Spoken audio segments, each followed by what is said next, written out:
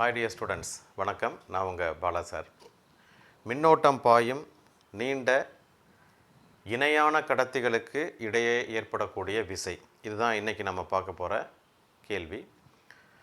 இதுக்கு முன்னாடி நாம் மின்னோட்டம் பாயும் ஒரு கடத்தி ஒரு காந்த புலத்தில் வைக்கும்போது அது ஒரு விசையை உணர்கிறது, ஒரு எந்திர விசை, அது லாரன்ஸ் விசை என்று சொல்கிறோம். அந்த லாரன்ஸ் விசை அல்லது எந்திர விசையை அந்த கடத்தி உணர்கிறது. அதுக்கான அந்த விசைக்கான எண் மதிப்புக்கான வாய்ப்பாடு பார்த்துருக்கோம். அதனுடைய வெக்டர் வடிவம் பார்த்துருக்கோம். F vector is equal to IL vector cross B வெக்டர்னு சொல்லியிருக்கிறோம். அதே போல் அதோட எண் மதிப்பு வந்து பிஐஎல் சைன் தீட்டான்னு சொல்லியிருக்கோம். கடத்தி காந்த புலத்திற்கு இணையாக இருக்கும்போது கடத்தி எந்த ஒரு விசையை உணரவில்லை. கடத்தி காந்த புலத்திற்கு செங்குத்தாக இருக்கும்போது கடத்தி ஒரு மேக்சிமம் விசையை உணர்கிறது அப்படிங்கிறத நம்ம சொல்லியிருக்கோம் இல்லையா. ஸோ அப்படி சொல்லும்போது அந்த கடத்தி எந்த திசையில் நகரும், கடத்தியின் மீது விசை ஏற்படுது, ரைட்டு. அந்த விசையினால் கடத்தி எந்த பக்கம் நகரும் அப்படிங்கிறத நாம் வந்து பார்க்கணும். ஸோ அதை கண்டுபிடிக்கிறதுக்கு நம்ம ஃப்ளெமிங் விதியை வந்து பயன்படுத்தலாம். ஃப்ளெமிங்கினுடைய இடதுகை விதியை பயன்படுத்துகிறோம். இந்த இடதுகை விதியில் என்ன சொல்கிறாங்கன்னா, ஆள்காட்டி விரல் இது என்னது, மிடில் ஃபிங்கர்னு நடுவிரல்னு சொல்லுவோம். இது கட்டை விரல் அல்லது பெருவிரல்னு சொல்லுவோம். ஸோ ஆள்காட்டி விரல் என்னது, நடுவிரல், பெருவிரல் ஆகிய மூன்றையும் ஒன்றுக்கொன்று செங்குத்தாக வைத்து கொள்ள வேண்டும். இப்போ இந்த ஆள்காட்டி விரல் எப்போதுமே, அது வலதுகை விதியாக இருந்தாலும் சரி இடதுகை விதி ரெண்டுலேயுமே வந்து பார்த்திங்கன்னா ஆள்காட்டி விரல் 4 ஃபிங்கர் வந்து ரெப்ரசன்ட்ஸ் மேக்னெட்டிக் ஃபீல்டு. ஆள்காட்டி விரல் காந்தப்புலத்தின் திசையை குறித்தால், இஃப் கண்டிஷன் தான் இது, இப்படி குறிக்கணும். ஆள்காட்டி விரல் காந்தப்புலத்தின் திசையையும் அதே போல் இந்த நடுவிரல் மின்னோட்டத்தின் திசையையும் குறித்தால், இது ரெண்டையும் குறித்தால் இந்த பெருவிரல் அல்லது கட்டை விரல் வந்து கடத்தி நகரும் திசையை குறிக்கும். அதாவது விசை எந்த திசையில் செயல்படுது, direction of the motion of conductor, அதை வந்து இது ரெப்ரசன்ட் பண்ணும். நான் சொல்ல புரியுதா? இப்போ உதாரணம் நேற்று பார்த்தோம், இதுதான் கடத்தினா கடத்தியில் இந்த பக்கம் என்ன ஆகுது, கரண்ட்டு போச்சு, ரைட்டா. அதான் எலக்ட்ரான் இந்த பக்கம் போச்சுன்னா கரண்ட் இந்த பக்கம் போகுதுன்னு அர்த்தம். அப்போ நீங்கள் என்ன பண்ணணும், இதை இப்படி வைக்கணும். காந்தப்புலம் வந்து உள்நோக்கி செயல்படுமே ஆனால், அப்போ காந்தப்புலம் வந்து இப்படி வச்சுக்கிறேன். ஸோ இதுதான் கரண்ட்டு போகிற டைரக்ஷன், காந்தப்புலம் உள்நோக்கி போச்சு. அப்போ இப்படி வச்சுக்கோங்க. ஸோ காந்தப்புலம் என்னுடைய ஆள்காட்டி விரல் உள்நோக்கி காமிக்குது. இது மின்னோட்டம் பாயக்கூடிய திசை, இப்படி போகுது. அப்படி பார்த்தீங்கன்னா கடத்தி என்ன ஆகுது, கடத்தி வந்து கீழ் நோக்கிய ஒரு விசையை உணர்கிறது, பார்த்தீங்களா. ஸோ இது ஆள்காட்டி விரல், இது காந்தப்புலத்தின் திசையை குறிக்கிறது. இது வந்து என்ன பண்ணுது, மின்னோட்டத்தின் திசையை குறிக்கிறது. அப்போ இந்த கட்டை விரல் வந்து என்ன பண்ணுது, கீழ் நோக்கி காட்டுது. அப்போ if 4 finger represent magnetic field and middle finger represents direction of the current, then thumb will represent direction of motion of conductor. ஆள்காட்டி விரல் காந்த புலத்தின் திசையையும் நடுவிரல் மின்னோட்டத்தின் திசையையும் குறித்தால் பெருவிரல் கடத்தி இயங்கும் திசையை குறிக்கும் அல்லது விசை செயல்படும் திசையை குறிக்கும். ஒருவேளை மேக்னெட்டிக் ஃபீல்டு உங்கள் பக்கம் வந்துச்சுன்னா, இப்போ கரண்ட் இப்படி போகுது, இதே டைரக்ஷன் வச்சுக்குவோம். Magnetic field out of the plane, தாளின் தளத்தை விட்டு வெளிநோக்கி உங்கள் பக்கம் வருது அப்படின்னா கரண்ட் இப்படி போகுது அப்படின்னா தம்பு எங்கே காமிக்குது, மேலே காமிக்குது. ஸோ கடத்தி மேல் பக்கமாக நகர ஆரம்பிக்கும், கடத்தியின் மீது மேல் பக்கமாக ஒரு விசை செயல்படுகிறது. ஸோ இந்த பேசிஸில் தான் நம்ம என்ன பண்ண போகிறோம் அப்படின்னா, இரு நீண்ட இணையான மின்னோட்டம் பாயும், அதான் ரொம்ப முக்கியம், மின்னோட்டம் பாயும் கடத்திகளுக்கு இடையேயான விசை, கடத்திகளுக்கு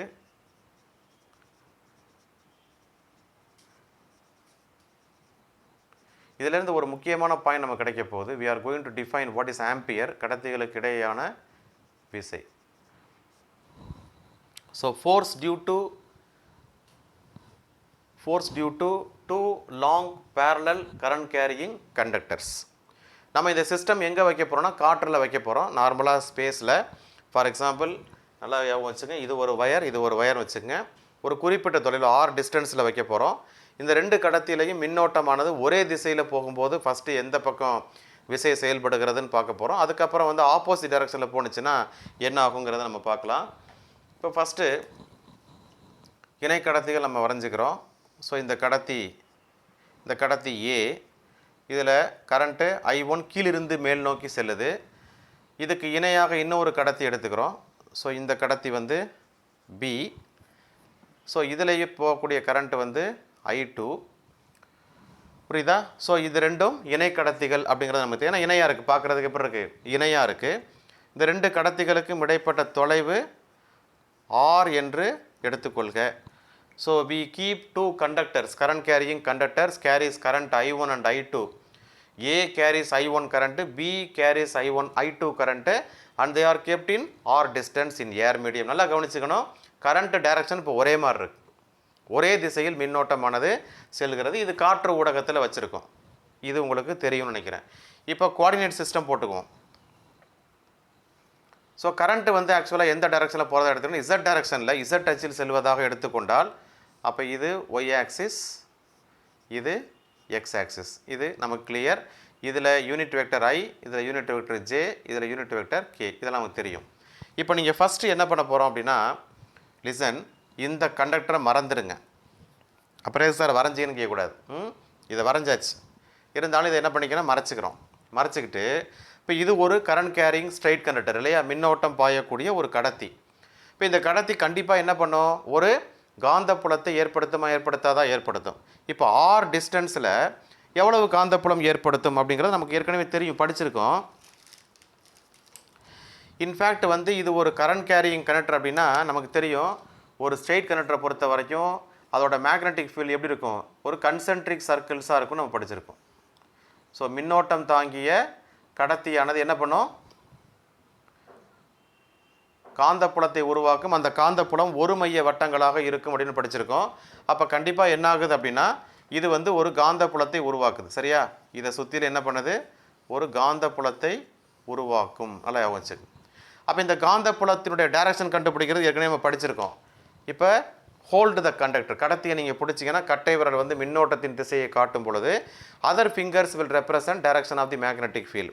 ஸோ மற்ற விரல்கள் காந்தப்புலத்தின் திசையை குறிக்கும் போது இங்கே காந்தப்புலம் இந்த ஏரியாவில் தாளின் தளத்தை நோக்கி உள்நோக்கி செயல்படுகிறது. ஸோ நான் இப்போ என்ன போட்டுக்கிறேன், இதில் கிராஸ் மார்க் போட்டுக்கிறேன். ஸோ அப்போ தாளின் தளத்தை நோக்கி இந்த B1 வெக்டர் ரைட்டா, இந்த I1 என்ற மின்னோட்டத்தை தாங்கிய கடத்தி A R தொலைவில் உருவாக்கக்கூடிய காந்தப்புலத்தினுடைய மதிப்பு B1 வெக்டர்.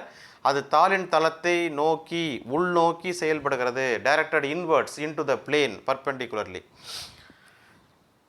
நான் சொல்கிறேன் புரியுதா? அப்போ இதனுடைய மதிப்பு நமக்கு தெரியும். என்னது இதோடைய மதிப்பு, what is the value of B1?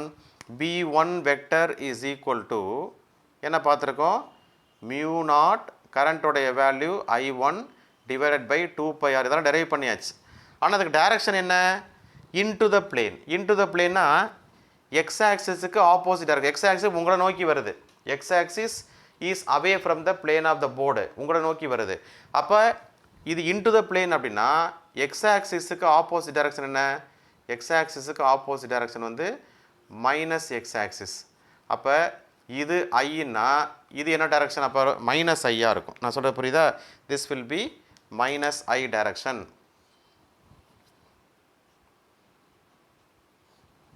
நல்லா ஞாபகம் வச்சு, இது வந்து minus I gap direction. So மைனஸை முன்னாடி கூட நம்ம போட்டு எழுதிக்கலாம். ஓகே, இப்போ நீங்கள் என்ன பண்ணுங்கள், இந்த கடத்தி பியை கொண்டு வாங்க. இந்த கடத்தி பி இப்போ எங்கே வந்துடுது, காந்தப்புலத்துக்குள்ளே வந்துடுது. காந்தப்புலத்துக்குள்ளே இந்த கடத்தி பி ஆனது வருது. இந்த கடத்தியில் வந்து I2ங்கிற மின்னோட்டம் வந்து போகுது. இப்போ நம்ம இதுக்கு முன்னாடி பார்த்த கேள்விக்கு வந்துடுவோம். இப்போ இந்த கடத்தி மின்னோட்டம் பாயக்கூடிய கடத்தி காந்தப்புலத்துக்குள்ளே வைக்கும் பொழுது இது ஒரு விசையை உணருமா உணராதா? இது ஒரு விசையை உணரும், கண்டிப்பாக உணரும். அதுக்கு நம்ம என்ன பண்ண போகிறோம் அப்படின்னா, இந்த ஏ என்ற கடத்தியில் நம்ம என்ன பண்ணுறோம், ஒரு சின்ன மின்னோட்ட கூறு நம்ம எடுத்துக்கிறோம். அதாவது நீலக்கூறு DL எடுத்துக்கிறோம். இந்த DL என்ற நீலக்கூறினால் இந்த கடத்தியில் ஏற்படக்கூடிய விசையை தான் நம்ம முதல்ல கண்டுபிடிக்க போகிறோம். ஸோ அது என்ன வரும், நம்ம ஃபார்முலா பார்த்துருக்கோம். அது வந்து DF vector. DF vector formula என்ன, IDL vector cross B vector. இது general formula. DF vector is equal IDL vector cross B வெக்டருங்கிறது நம்ம ஏற்கனவே பார்த்த ஃபார்முலா. அதை பேஸ் பண்ணி இப்போ எழுதுகிறோம்.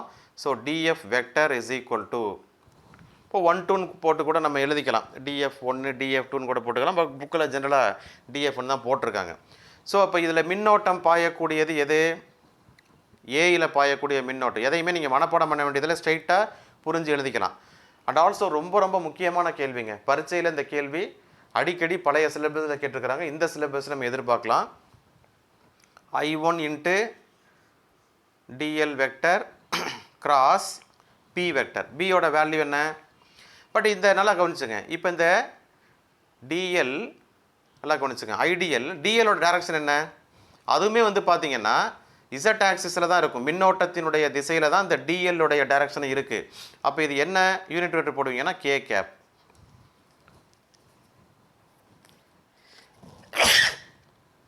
Sorry, cross B vector mu naught I1 divided by 2πr into minus I cap. ஓகேவா? இப்போ நம்ம என்ன பண்ணுறோம், இதில் வந்து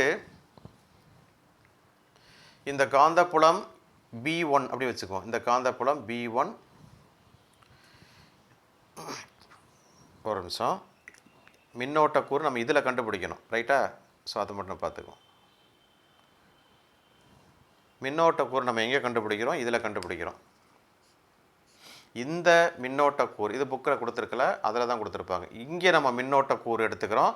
இந்த மின்னோட்ட கூறு உணரக்கூடிய விஷயம் தான் நம்ம கண்டுபிடிக்க போகிறோம். ஆமாம், ரைட்? அதனால் என்ன வரும் ஃபார்முலாவில்? இங்கே வரும், இங்கே வந்து இதில் செல்லக்கூடிய மின்னோட்டம் I2. So I2 TL K gap அப்படியே போட்டுங்க. இப்போ கான்ஸ்டண்ட்டை பூரா வெளியே எடுத்துருங்க. என்ன வரும் பாருங்கள். ஃபஸ்ட்டு வந்து என்ன இருக்குது? I2 இருக்கா? I2 இருக்குது. அப்புறம் டிஎல் இருக்குது, அதெல்லாம் வெளியே எடுத்துடலாம். அப்புறம் mu naught I1 by 2πr அதையும் வெளியே எடுத்துடலாம். இன்ஃபேக்ட் இந்த மைனஸை கூட நீங்கள் என்ன பண்ணிடலாம், அந்த மைனஸை கூட நீங்கள் வெளியே எடுத்துடலாம். எடுத்துட்டிங்கன்னா உங்களுக்கு என்ன இருக்குன்னா கே கேப் கிராஸ் ஐ கேப்னு வருதா? நல்லா ஞாபகம் வச்சுங்க. இந்த இது தெரியும் உங்களுக்கு, டைரக்ஷன் கண்டுபிடிக்கிறது ஐ ஜே கே அப்புறம் ஐ. இப்போ நம்ம கண்டுபிடிக்க வேண்டிய கே கிராஸ் ஐ. கே கிராஸ் ஐன்னா உங்களுக்கு என்ன கிடைக்கும் ஆன்சர் பாருங்கள், ஜேன்னு கிடைக்கும். கே கிராஸ் ஐயோட வேல்யூ என்ன? ஜே. அப்போ உங்களுக்கு ஆன்சர் வந்து பார்த்தீங்கன்னா minus mu naught I1 I2 DL mu naught I1 I2 DL divided by 2πr என்ன வருது? ஜே கேப்னு வருது. This is what your DF vector. This is what your DF vector. நல்லா கவனிச்சுங்க. அப்போ இந்த சிறிய மின்னோட்ட கூறு காந்தப்புலத்தில் உணரக்கூடிய விசையினுடைய வெக்டர் வடிவம் இது. சப்போஸ் இந்த கடத்தியினுடைய நீளம் முழுமைக்கு வேணும்னா என்ன பண்ணணும்? இன்டெகிரேட் பண்ணுவீங்க. அப்போ இன்டெகிரல் டிஎஃபோட வேல்யூ தான் உங்களுக்கு என்னது? இதுதான் உங்களுக்கு எஃப். அப்போ எஃப் இஸ் ஈக்குவல் டு, அதே போல் இன்டெகிரல் டிஎல்ங்கிறது நம்ம கடத்தியினுடைய மொத்த நீளம் கிடச்சிரும், எல் கிடச்சிரும்.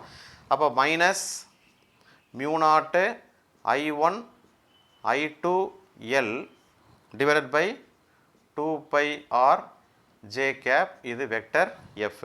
ஸோ இந்த கடத்தி உணரக்கூடிய விசையினுடைய மதிப்பானது, எந்த கடத்தி உணரக்கூடிய விசை? கடத்தி பி உணரக்கூடிய விசையினுடைய மதிப்பானது வெக்டர் வடிவத்தில் கொடுத்துருக்கோம். என் மதிப்பு வேணும்னா நீங்கள் மாடுலஸ் எடுத்தீங்கன்னா மாடுலஸ் ஜே கேப் வந்து 1 ஆயிரும். Just you will get mu naught I1 I2 divided by 2πr மட்டும் உங்களுக்கு கிடைக்கும். இப்போ ஓரலகு நீளம் உணரக்கூடிய விசைனா எஃப் பை எல் கொண்டு வந்துடும். இந்த எல்லை வந்து கீழே கொண்டு வந்துட்டிங்கன்னா உங்களுக்கு வந்து minus mu naught I1 I2 divided by 2πr into J cap. நல்லா கவனிச்சுங்க. இதுதான் இந்த பி என்ற கடத்தி ஓரலகு நீளத்தில் உணரக்கூடிய விசை. ஓரலகு நீளத்தில் மின்னோட்டம் தாங்கிய கடத்தி காந்தப்புலத்தில் வைக்கப்படும் பொழுது அது உணரக்கூடிய விசை என்ன டைரக்ஷனில் வருது பாருங்கள், மைனஸ் ஜே கேப். இப்போ மைனஸ் ஜே கேப்னா இந்த பாசிட்டிவ் ஒய் ஆக்சிஸ் வந்து ஜே கேப்னா அப்போ இதுதான் என்னது? இதுதான் மைனஸ் ஜே கேப். அப்போ இந்த கடத்தியானது இடதுபுறமாக ஒரு விசையை உணர்கிறதாக நம்ம பார்க்குறோம். ஸோ மைனஸ்னால் இந்த பக்கம் வருது. ஸோ அப்போ எப்படி புரிஞ்சுக்கலாம் அப்படின்னு சொன்னால், இந்த கடத்தி பியை கடத்தி ஏ பிடிச்சி இழுக்கிறதா நம்ம எடுத்துக்கலாம். கடத்தி பி ஆனது இடதுபுறம் வருது, லெஃப்ட் ஹேண்ட் சைடு வருது அப்படின்னா என்ன அது புரிதல் என்ன? கடத்தி ஏ வந்து கடத்தி பியை பிடிச்சி ஈர்க்கிறது. Conductor A attracts conductor B அப்படின்னு அர்த்தம். So this is what we have seen from the formula. இப்போ நம்ம பார்க்க போகிறது அடுத்தது செகண்ட் பார்ட்டில் என்ன? முதல்ல இந்த கடத்தியை நம்ம எடுத்துக்குவோம், கடத்தி பி எடுத்துக்குவோம். கடத்தி பியில் செல்லக்கூடிய மின்னோட்டம் என்னது? I2. அப்போ ஆர் தொலைவில், அது முதல்ல இதை மறந்துடுங்க. அப்போ இந்த ஆர் தொலைவில் இந்த இடத்துல இப்போ இந்த கடத்தியும் என்ன பண்ணுது? காந்தப்புலத்தை உருவாக்குது. அப்போ இதில் பார்க்கும்போது நமக்கு மேக்னெட்டிக் ஃபீல்டு இதுலேயுமே என்ன வரும், நமக்கு கன்சென்ட்ரிக் சர்க்கிள்ஸ் வரும். நம்ம சொல்கிற புரியுதா? ஸோ இதுவும் என்ன பண்ணும், கன்சென்ட்ரிக் சர்க்கிள்ஸை உருவாக்கும். அப்படி உருவாக்கும் போது இங்கே மேக்னெட்டிக் ஃபீல்டு அதை பார்த்தீங்கன்னா இதுவும் வந்து பாருங்கள் சேம் கிளாக் வைஸ் தான். அப்போ இந்த இடத்துல வந்து மேக்னெட்டிக் ஃபீல்டு எப்படி இருக்குன்னா, நான் டாட் வைக்கிறேன் பாருங்கள். ஸோ ஐ புட் டாட், இங்கே கிராஸ் போட்டிருக்கேன், இங்கே டாட் போட்டிருக்கேன். அப்போ டாட்னா என்ன அர்த்தம், தாளின் தளத்தை விட்டு வெளிநோக்கி காந்தப்புலம் செயல்படுகிறது அர்த்தம். அதாவது டுவர்ட்ஸ் யூ, உங்களை நோக்கி வருது. அப்போ என்ன ஆக்சிஸில் வருது, பாசிட்டிவ் எக்ஸ் ஆக்ஸில் வருதுன்னா நமக்கு என்ன போட்டுக்கணும், ஐ கேப் போட்டுக்கணும். So therefore the magnetic field produced by the current carrying conductor B at this place, இது வந்து அப்போ என்னது P2 vector. So B2 வெக்டரோட value என்ன வரும்னு பாருங்கள். This is equal to mu naught I1 I2 divided by 2πr. என்ன direction பாருங்கள், உங்களை நோக்கி வருது. அப்போ this will be I cap. ஓகேவா, இங்கே மைனஸ் ஐ கேப், இங்கே ஐ கேப் வந்துடுது. இப்போ நீங்கள் என்ன பண்ணுங்கள், இந்த காந்த புலத்துக்குள்ளே கடத்தி ஏயை கொண்டு வாங்க. கடத்தி ஏயில் I1ங்கிற மின்னோட்டம் போகுது. இங்கே நாம் என்ன செய்கிறோம்னா டிஎல் என்ற சிறிய மின்னோட்ட கூறு எடுத்துக்கிறோம், அல்லது நீலக்கூறு எடுத்துக்கிறோம். இந்த நீலக்கூறின் வழியாக செல்லக்கூடிய மின்னோட்டம் I1 Z ஆக்சிஸ் வழியாக செயல்படுது. அப்போ இந்த நீலக்கூறு இந்த B2 என்ற காந்த புலத்தில் வைக்கப்படும் போது உணரக்கூடிய விசையை தான் நம்ம இங்கே எழுத போகிறோம். That is dF vector is equal என்ன வரும்னு சொல்லுங்கள் பார்க்கலாம். இது அப்படியே பேஸ் பண்ணி நீங்கள் சொல்லலாம். என்ன சொல்லுவீங்க, இதில் பாயக்கூடிய மின்னோட்டம் I1 லெங்க்த் dl Z ஆக்சில் செயல்படுது K cap into B1 B2 mu naught I2 by 2πr. இது என்ன டைரக்ஷன், I ஆக்சிஸ், X ஆக்சிஸில் வருது. So therefore your dF vector is equal to என்ன கிடைக்கும், கான்ஸ்டன்ட் அப்புறம் வெளியே எடுத்துருங்க, mu naught I1 I2 by 2πr dl கூட வச்சுக்கலாம். இன்ட்டு அப்போ என்ன கிடைக்குது, K கேப் கிராஸ் I கேப்னு கிடைக்குதா. K cap cross I cap. K cross I என்ன வரும், K கிராஸ் I நல்லா பாருங்கள், K கிராஸ் I இங்கே பார்த்த மாதிரி தான். K கிராஸ் I ஜேன்னு போட்டோமா, அதே மாதிரி இங்கே K கிராஸ் I வந்து ஜே தான் வருது. அப்போ நமக்கு ஆன்சர் வந்து பார்க்கும்போது என்ன கிடைக்குதுன்னா dF vector is equal to என்ன கிடைக்குது, mu naught I1 I2 divided by 2πr into dl j cap. Okay, j cap. அப்போ இதனுடைய மொத்த வேல்யூ கண்டுபிடிக்கணும், என்ன கிடைக்கும். So f is equal to என்ன கிடைக்கும், mu naught I1 I2 by 2πr into l into j capன்னு கிடைக்கும்.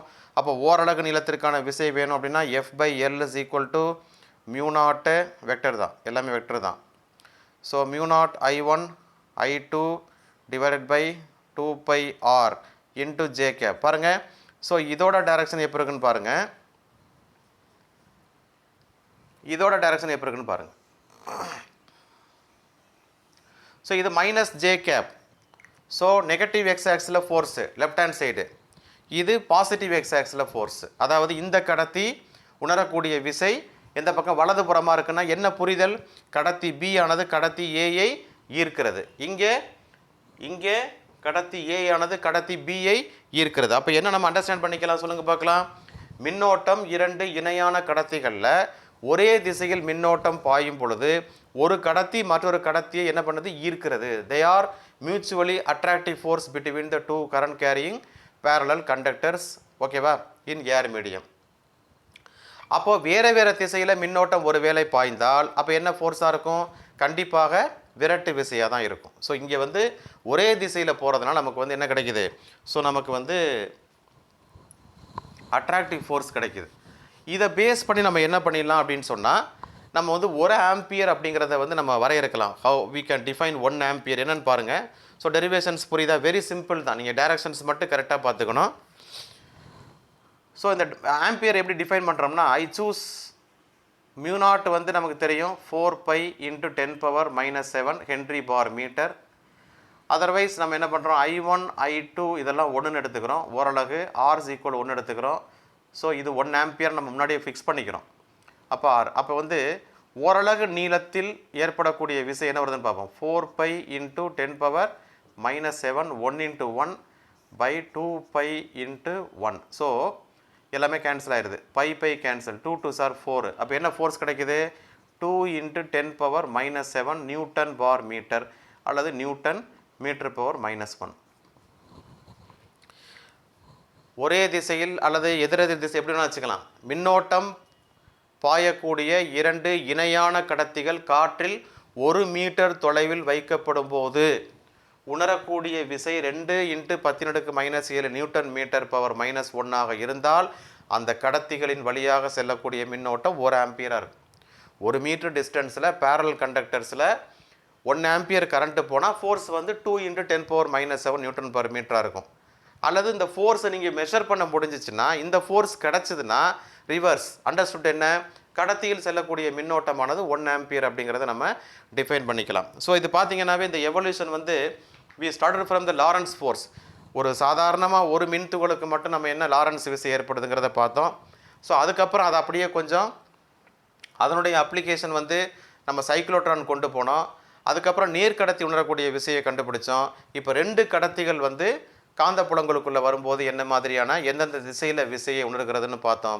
இதுக்கு அடுத்து நாம் இதை அப்படியே என்ன பண்ண போகிறோம் அப்படின்னா, ஒரு மின்னோட்டம் தாங்கிய ஒரு சுற்றின் மீது அதில் வந்து 4 நேர்கடத்திகள் இருக்கும். அந்த 4 நேர்கடத்திகளும் உணரக்கூடிய விசையை கண்டுபிடிச்சோம் அப்படின்னு சொன்னால் நமக்கு வந்து மேக்னெட்டிக் ஃபீல்டில் என்ன மாதிரியான ஒரு விளைவு ஏற்படுது அப்படிங்கிறத முக்கியமான கேள்வி நம்ம அடுத்த வீடியோவில் பார்க்க போகிறோம்.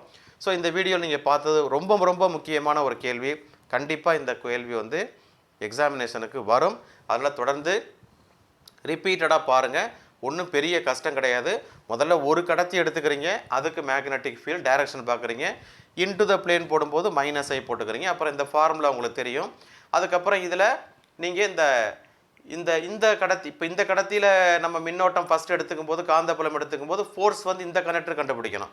ஸோ அதான் நம்ம இங்கே ஃபஸ்ட்டு ஒரு மிஸ்டேக் பண்ணோம். ஸோ I2dl தான் இங்கே போடணும். இந்த கடத்தியில் மின்னோட்ட கூறு எடுத்துக்கிறோம். அப்போ மின்னோட்ட கூறு I2dl. அப்புறம் இதில் உள்ள மேக்னெட்டிக் ஃபீல்டை சப்ஸ்டிட் பண்ணால் K×I வருது. K×Iங்கிறது நமக்கு தெரியுது, J இருக்குது. அப்போ -Jனா ஃபோர்ஸ் இந்த பக்கம். அதுக்கப்புறம் இந்த கடத்தினால் ஏற்படக்கூடிய காந்த புலத்தை எழுதுகிறோம். அப்போ இதில் மின்னோட்ட கூறு எடுத்து இந்த மின்னோட்ட கூறு எவ்வளோ விசை ஏற்படுத்துது அப்படிங்கிறத கண்டுபிடிக்கிறோம். ஸோ அது வந்து J கேப் டைரக்ஷனில் வருது. ஸோ அது வந்து ரைட் சைடு ஃபோர்ஸ் போகுது. அப்போ 2 வந்து என்ன பண்ணுதுன்னு அர்த்தம், அட்ராக்ட் பண்ணுதுன்னு அர்த்தம். இவ்வளோ தான் விஷயம். ஓகேவா? கீப் வாட்சிங். தேங்க்யூ.